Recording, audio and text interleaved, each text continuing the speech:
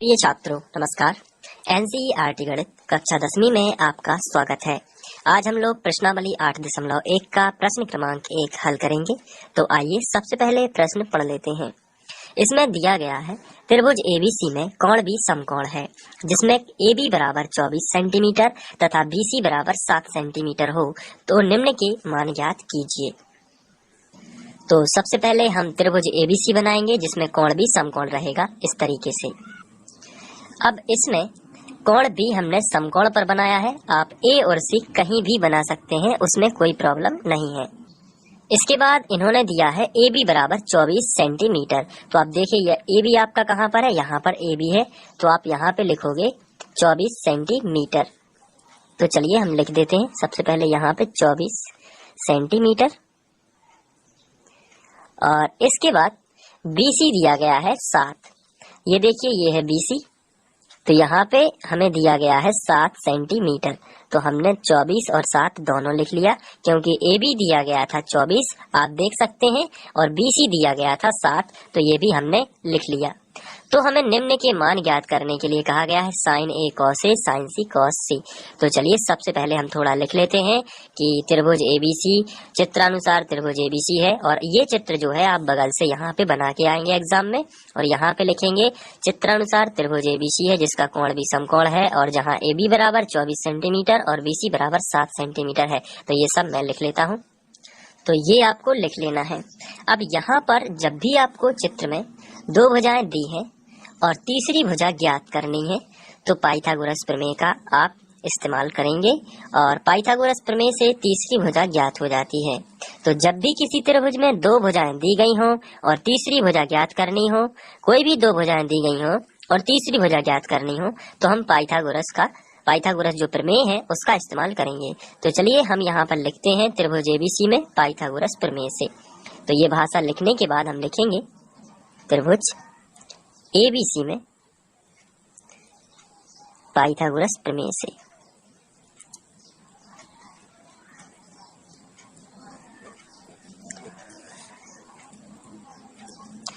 चलिए पाइथागोरस प्रमेय होता है कर्ण का वर्ग बराबर लंब का वर्ग धन आधार का वर्ग।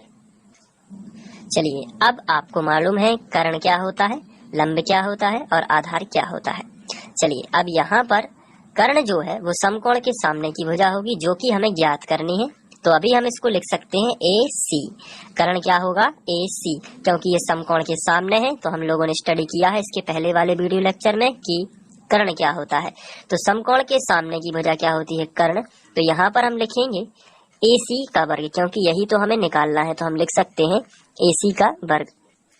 चलिए बराबर के नीचे बराबर लंब कितना है, तो लंब और आधार अभी हमें थीटा नहीं दिया गया है तो हम लंब और आधार कोई भी मान सकते हैं क्योंकि दोनों के वर्गों का योग ही तो होना है।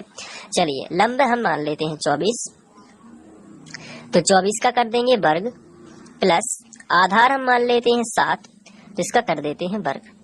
तो ये देखिए हमने पाइथागोरस प्रमेय लगाया है और ये है त्रिभुज एबीसी में हमने पाइथागोरस प्रमेय लगाया है। क्यों लगाया है, क्योंकि हमें दो भुजाएं दी गई थी और तीसरी भुजा हमें ज्ञात करनी थी। तो जब भी समकोण त्रिभुज में दो भुजाएं दी हों और तीसरी ज्ञात करनी हो तो हम क्या कर सकते हैं, पाइथागोरस प्रमेय लगा सकते हैं। चलिए इसको अभी हम ज्यों का त्यों लिखते हैं AC वर्ग। तो इस तरीके से भी लिख सकते हैं AC वर्ग बराबर 24 का वर्ग लिखेंगे यहाँ पर और 7 का वर्ग यहाँ पर लिखेंगे। तो 24 गुणित 24 जब आप करते हो, 24 का वर्ग का मतलब होता है 24 गुणित 24, तो ये आएगा 576। आप करके देख लीजिए गुणा, और प्लस 7 का वर्ग होगा 49, तो ये 576 प्लस 49। इसके बाद AC वर्ग बराबर ये जोड़ोगे जब आप तो आपको मिलेगा 625। इस तरीके से 9 और 6 15 की 5 हासिल आ जाएगी, 1 7 4 11 और 1 12 की 2 हासिल आई 1 5 और 1 6। तो AC वर्ग बराबर आपको मिला है 625। तो वर्ग हटा इस तरफ वर्गमूल आ जाएगा, यानी वर्ग का पक्षांतर करते हैं तो वर्गमूल आ जाता है। तो AC बराबर, क्योंकि हमें AC वर्ग का मान नहीं चाहिए, हमें तो केवल क्या चाहिए AC, A से लेके C तक। तो हम वर्ग को हटाएंगे तो उसका पक्षांतर करेंगे, यानी कि तो ये क्या आ जाएगा वर्गमूल और 625। तो 625 का वर्गमूल क्या होता है, तो ये देखिए 625 जो होता है उसके लिए हम लिख सकते हैं 25, क्योंकि 25 गुणित 25 625 होता है। तो यहाँ पर आप लिखोगे 25 सेंटीमीटर। तो आप देख रहे हैं कि पाइथागोरस प्रमेय लगाने से क्या हुआ है, दो भुजाएं यदि दी रहती हैं तो तीसरी हमें पाइथागोरस से पता चल जाती है, पाइथागोरस प्रमेय से हमें पता चल जाती है। तो चलिए AC बराबर, और यहाँ पर आपको ये सेंटीमीटर लिखना नहीं भूलना है और हर जगह खास ध्यान रखना होता है एग्जाम में। चलिए, तो ये हो गया AC बराबर 25 सेंटीमीटर। तो अब हमने तीनों भुजाएं निकाल ली हैं। जब भी इस प्रकार के प्रश्न आए और दो भुजाएं दी हो तो तीसरी हमें सबसे पहले तो हमें पाइथागोरस प्रमेय ही लगा देना है। उसके बाद हमें ये sine A cos A sine C cos C के बारे में सोचना है। पहले हमें दो भुजाएं दी गई थी तो हमने पाइथागोरस से तीसरी भुजा निकाल ली है। ये देखिए, अब हम इनके बारे में करेंगे। तो सबसे पहला साइन A और कॉस A निकालना है। तो चलिए हम यहाँ पे हेडिंग डाल देते हैं, पहला पॉइंट और साइन A। पहले हम साइन A निकालेंगे, उसके बाद हम कॉस A निकालेंगे। इसके लिए हम इस चित्र को देखेंगे और यहाँ पे देखेंगे, यहाँ पर लिखा है साइन A, इसका मतलब थीटा जो है उसकी जगह पर क्या लिखा है A। तो अब ये वाला यदि थीटा लेंगे, ये वाला मान कह रहा है साइन A कि थीटा क्या लेना है आपको A। तो देखिए ये है थीटा, तो इस हिसाब से अब आपको ध्यान रखना है, जब ये थीटा बनेगा तो ये क्या बन गया, लंब। थोड़ी देर के लिए ये क्या बन गया, लंब, और ये तो कर्ण है ही, तो ये क्या हो गया अपने आप, आधार। तो कर्ण तो नहीं बदलता है, लेकिन इस थीटा की जगह से यदि यहाँ पर C होता, यहाँ पर साइन C होता, तो ये वाला बन जाता तुरंत थीटा, तो ये वाला जो है सामने वाला क्या बन जाता, लंब। लेकिन अभी फिलहाल साइन A लिखा है, इसका मतलब ये है कि A बना है थीटा, तो ये वाला क्या बन गया है इसके सामने का, ये बन गया है लंब। तो ये तो कर्ण निश्चित रहता है, तो जब ये लंब है तो ये अपने आप ही क्या बन गया है, आधार। तो समझना बिल्कुल ही सिंपल है। तो साइन A, अब हमें चूंकि साइन A निकालना है तो इसके लिए हमें साइन का सूत्र पता होना चाहिए कि लंब बटे आधार होता है, कि आधार बटे कर्ण होता है, कि क्या होता है, कि लंब बटे कर्ण होता है। तो इसके लिए हम ये फॉर्मूला रफ में एग्जाम में लिख लेंगे, LAL बटे KKA। इससे हमें पक्का पता चल जाता है कि हमें क्या निकालना है। यहाँ पे साइन A लिखा है, तो ये होता है पहला बॉक्स साइन का। मैंने आपको पहले वीडियो में बताया है कि साइन A का फॉर्मूला क्या होता है, लंब बटे कर्ण, लंब बटे कर्ण। इस चित्र में लंब क्या है, तो इस चित्र में लंब निर्धारित कौन करता है, आंसर है ये वाला थीटा। लंब निर्धारित कौन करता है, ये वाला थीटा। ये देखिए कहाँ पे, यहाँ पर लिखा है साइन A, इसका मतलब ये साइन कह रहा है कि थीटा आपको A लेना है। ये देखिए थीटा A लिया तो लंब अपने आप क्या हो गया, 7। तो यहाँ पे हम सबसे पहले लिखेंगे साइन का फॉर्मूला लंब बटे कर्ण। हिंदी में हमने सबसे पहले लिख लिया लंब बटे कर्ण।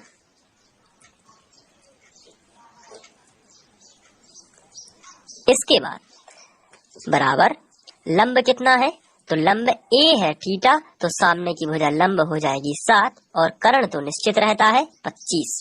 तो 7 बटे 25 ये हो गया साइन A का मान। लेकिन क्वेश्चन में साइन A के साथ साथ कॉस A भी पूछा गया है। तो चलिए हम यहाँ पे लिखेंगे तथा कॉस A। ये देखिए कॉस A, तो कॉस का फॉर्मूला क्या होता है, तो फिर से हमने एक बार यही वाला फॉर्मूला LAL बटे KK। ये साइन का बॉक्स होता है, ये कॉस का बॉक्स होता है और ये टेन का होता है। तो कॉस कह रहा है आधार बटे कर्ण, तो यहाँ पे बताइए आधार क्या है, A के अनुसार, A के अनुसार थीटा ये है तो आधार तो ये हो जाएगा, क्योंकि कर्ण तो निश्चित रहता है। तो A के अनुसार लंब क्या है 7, लेकिन कॉस का फॉर्मूला कह रहा है आधार बटे कर्ण लिखना है, क्योंकि दूसरा बॉक्स जो होता है वो किसका होता है, कॉस का। पहला बॉक्स किसका होता है, साइन का। तो आधार बटे कर्ण, आधार यहाँ पर कितना है, तो ये तो A के अनुसार ये लंब है तो आधार हो गया 24। तो आधार बटे कर्ण यानी कि 24 बटे 25। तो यहाँ पे आपको हिंदी में लिखना है पहले आधार बटे कर्ण, और A के अनुसार आधार ये है क्योंकि थीटा ये हो गया लंब, लंब ये है तो आधार 24 बटे 25। ये अनुपात हमने लिख लिया। तो ये हो गया साइन A और कॉस A। इसके बाद क्वेश्चन में लिखा है साइन C और कॉस C भी निकालिए। तो चलिए अब हम साइन C और कॉस C भी निकालते हैं। तो इसके लिए सबसे पहले हम साइन C निकालते हैं, और साइन C के लिए अब आप यहाँ पर देख रहे हैं कि साइन पहले A था, अब हो चुका है C। इसका मतलब थीटा हो चुका है चेंज। तो थीटा अब ये बनेगा, ये सामने वाला थीटा बनेगा। तो इस हिसाब से लंब क्या होगा, क्या आप बता सकते हैं कि थीटा अगर ये बना है तो लंब क्या होगा, तो आंसर है थीटा के सामने की भुजा ये हो गई लंब। तो फिर आधार अपने आप ये हो गया, क्योंकि कर्ण तो निश्चित रहेगा, समकोण के सामने की भुजा कर्ण ही रहती है। तो थीटा के आधार पर लंब आधार चेंज होते रहते हैं। तो साइन यहाँ पे c लिखा है, तो इस बार लंब हो गया 24 और कर्ण कितना हो गया 25 और आधार कितना हो गया 7। चलिए, अब साइन का सूत्र होता है वही उस वाले फॉर्मूले से पता चलता है कि साइन का फॉर्मूला लंब बटे कर्ण होता है। ये देखिए L बटे के यानी लंब बटे कर्ण, तो हम यहाँ पे हिंदी में लिखेंगे लंब बटे कर्ण, लंब बटे कर्ण। ये देखिए इस तरीके से। चलिए, अब आपको बताना है लंब क्या है। तो ये देखिए चित्र ये रहा, ये थीटा है, क्योंकि c लिखा है तो थीटा तो यही रहेगा। तो ये हो गया लंब, ये हो गया कर्ण, 24 बटे 25। चलिए, इसके बाद हमसे पूछा गया है साइन c के बाद कॉस c, तो हम यहाँ पे लिखेंगे तथा कॉस c बराबर कॉस c। कॉस का फॉर्मूला ये होता है, ये साइन का है, ये कॉस का है, आधार बटे कर्ण। तो चलिए सबसे पहले हिंदी में लिखेंगे आधार बटे कर्ण। तो यहाँ पे लिख देते हैं आधार बटे कर्ण, ये हमने लिख दिया। अब आधार कितना है, तो ये c है, इस हिसाब से ये लंब है, तो आधार क्या हो गया 7 और कर्ण तो 25 ही रहा, तो 7 बटे 25। ये क्रमानुसार दोनों के आंसर आ जाते हैं। तो आशा करता हूँ कि आप लोगों को ये समझ में आ रहे होंगे। हम 1 का प्रश्न क्रमांक 2 हल करेंगे। तो आइए सबसे पहले प्रश्न पढ़ लेते हैं। इसमें एक चित्र दिया गया है और कहा गया है tan p minus cot r का मान ज्ञात कीजिए। तो यहाँ पर हमें tan p और cot r निकालना है। तो उसके पहले हमें एक चित्र दिया गया है और चित्र में फिर वही बात दोहराई गई है, 2 भुजाएं दी गई हैं और तीसरी भुजा हमें ज्ञात करना है।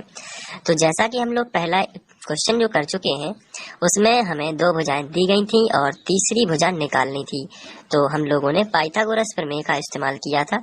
यहाँ पर भी हम लोग त्रिभुज PQR में, जो समकोण त्रिभुज है PQR, उसमें हम लोग पाइथागोरस प्रमेय का इस्तेमाल करेंगे और तीसरी भुजा यानी कि QR निकालेंगे। जब ये तीनों भुजाएं आ जाएंगी तो फिर हम tan P निकालेंगे और cot R निकालेंगे, और जब ये दोनों आ जाएंगे तो फिर उनमें घटा देंगे। ये पूरे क्वेश्चन का सार है। तो चलिए एक एक करके सॉल्व करते हैं।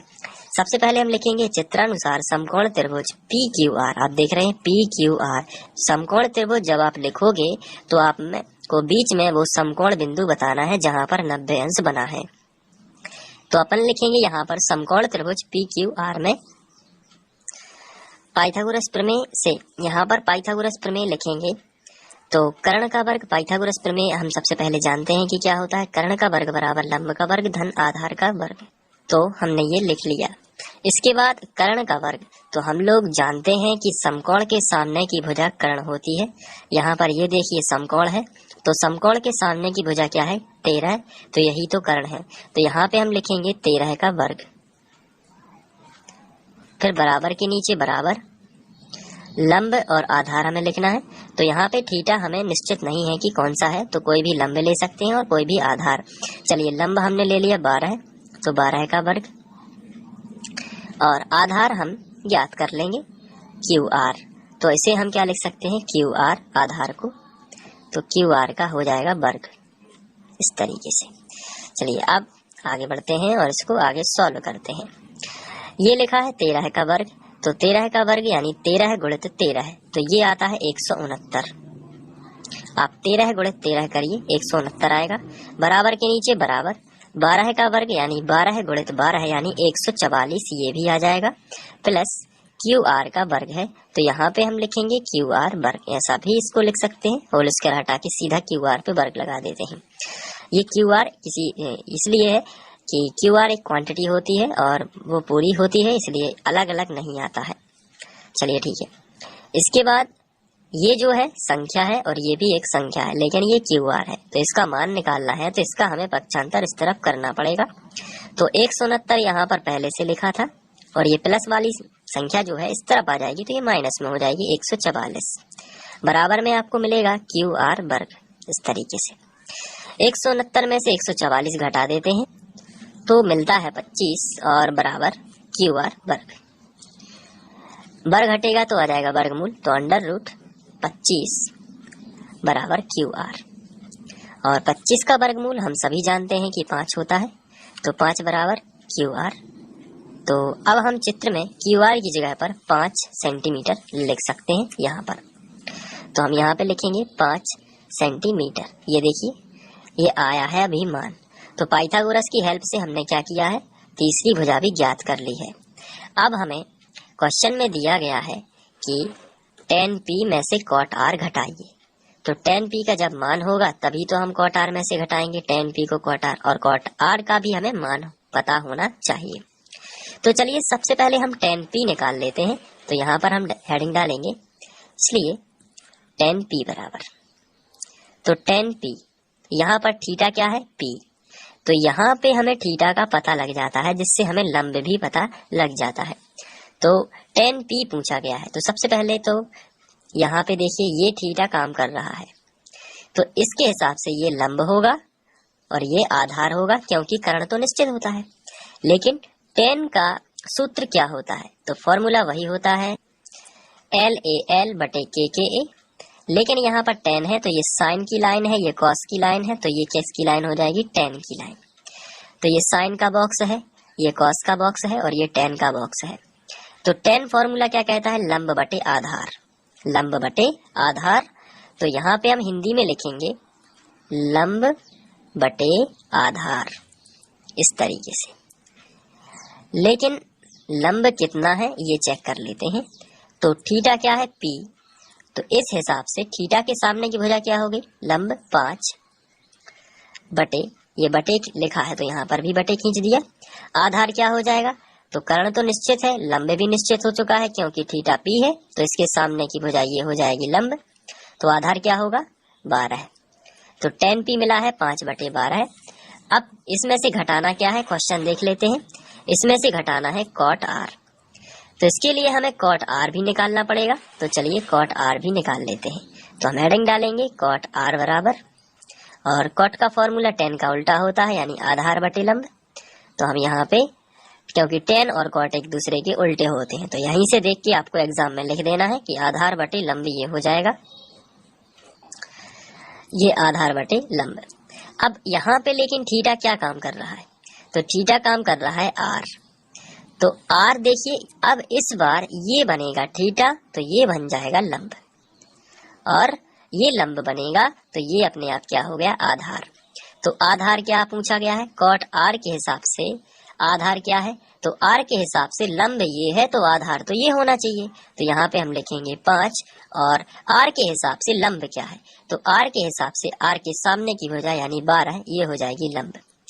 इसलिए अब हम tan p minus cot r निकाल सकते हैं, जो क्वेश्चन में पूछा गया है। तो हम यहाँ पे इसलिए लिखेंगे tan p minus cot r, tan p, यहाँ पे tan p लिखा है और cot r। tan p कितना है, 5 बटे 12 है, तो यहाँ पे हम लिखेंगे 5 बटे 12 माइनस cot r कितना है, 5 बटे 12 है। तो ये देखिए 5 बटे 12 है, इसमें कोई भी चिन्ह नहीं लगा तो प्लस का माना जाता है, ये माइनस तो प्लस माइनस के कैंसिल हो जाएंगे, तो फाइनली ये हमें मिलेगा 0।